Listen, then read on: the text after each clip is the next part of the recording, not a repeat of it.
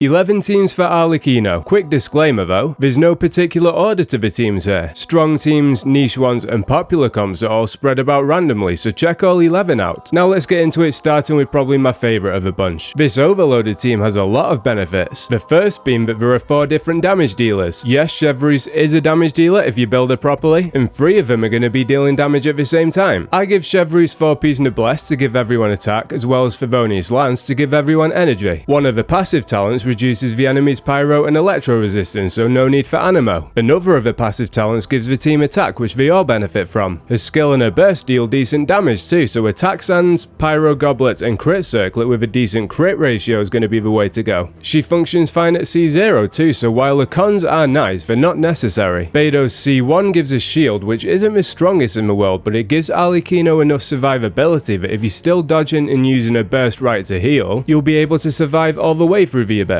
If you have it, you can even give Beidou Wolf's Gravestone to give the team extra attack. Swapping out Chevreuse for C0 means you lose a lot of the buffs, but you gain some more off-field damage, an extra element which is useful, but my favourite benefit he brings is the extra survivability. His damage mitigation along with Beidou's shield gives the team a little more comfort. I like him holding Favonius Sword for particles for the entire team, but if you want to run Sack Sword you can do. Another thing I like about this team, in addition to the first team, is that it gives Arlecchino some team options for people that don't have a lot of 5 stars. You'll see more teams in this video with 5-star teammates, but it's nice to have options for free-to-play players, newer players, and people that are saving their primos for 5 stars that she might not synergize with. The fact that Fischl, Beidou, and C0 are available in Paimon's bargains for free is nice, and they all function well at C0 while benefiting from constellations if you have any. This seems not the strongest team in the video, but let's say you're a sick individual and you want to see Farina suffer. You could run them together in the naughty team. Celestia won't be happy with you though, so they'll put you in jail, and Wraithsley and Siege Ween will punch the absolute fuck out of you, meaning your team continuously loses HP. Zhongli will help with that a little, and running C0 for damage mitigation might help in parts, but he also contributes for Hydro Resonance. This gives the team more HP, which means a thicker Zhongli shield, more Farina damage, and a slightly stronger bond of life for Arlecchino. A big benefit of this team means you can give Arlecchino the Marechaussee Hunter 4-piece. She benefits a lot from the 2-piece, and having all the crit rate means a signature weapon is less of a necessity for those that don't have the primo gems. You could then go with a weapon like the Blackcliff Pole if you don't have a Homer for some crit damage. At R5 you'll give yourself 24% attack when you defeat an enemy, which can stack 3 times for a massive 72% attack buff. It won't help in single target situations, but when you're against a bunch of enemies that'll be huge. Now, because of your antics, Wraithsley and Siege Ween accidentally killed C0 and Zhongli. It's a tragedy, and in doing so they also punched a hole in the wall which you used to break out of jail, and now you're on the run. Celestia are not happy with you, so they're dropping nails on your head, which gave Arlecchino an idea. She's gonna drop herself on Farina's head, and now you have the ultimate diabolical naughty team but no shield to protect you. I hope you're happy. The angry fairy crafters are screaming that Diluc works better, but the thing is, Cloud Retainer said there's only room for 1 bird on this team, and she ripped his eagle's wings off. Diluc can't come out and play because he's trying to glue them back on, because his eagle right now is just a fluffy sausage with legs, which obviously isn't fair on the eagle. Arlecchino doesn't care about any of that, and at this point has completely lost her mind. She found the eagle stuff hilarious and decided to hire Chevreuse to shoot Oz and Kujo Sara, and now she's thrown them on the barbecue. This team isn't as strong as some of the others, but Arlecchino doesn't care. She's fully in her element now, and only Columbina can calm her down. That probably won't be happening for a while though, because she's still giving Signora's coffin a hug, so Arlecchino's just gonna keep cooking these poor birdies. If you have Sara's C6, she can give Oz a little bit of emotional support so he can maybe go out fist swinging in a thunderstorm of glory. Arlecchino doesn't have a shield to protect her, so she's slightly vulnerable, but she forgets about all that when she uses a burst, so Oz's attempts are probably in vain. Plot twist of the century, Zhongli performed another ass pull just like he did when he saved Xiao in the Chasm quest, except this time he saved himself and he's back alive. He's the comfiest character to run with Arlecchino. The only way for her to heal is with a burst, so being able to have a thick shield helps, and he also reduces the opponent's resistances, meaning Arlecchino deals more damage. I like to give Zhongli Favonius Lance for the particles because I find the survivability of this team to be fine, but if his shield's breaking for you, Black Tassel will give him more HP. Bennett won't heal Arlecchino, but the attack buff's still huge, so he's still worth running with her. The attack buffs are so big that you can even run the White Tassel on Arlecchino. Bennett's attack buff will compensate for the low base attack of a weapon, and you'll be able to take advantage of the 48 38% buff to her normal attacks. Kazuha is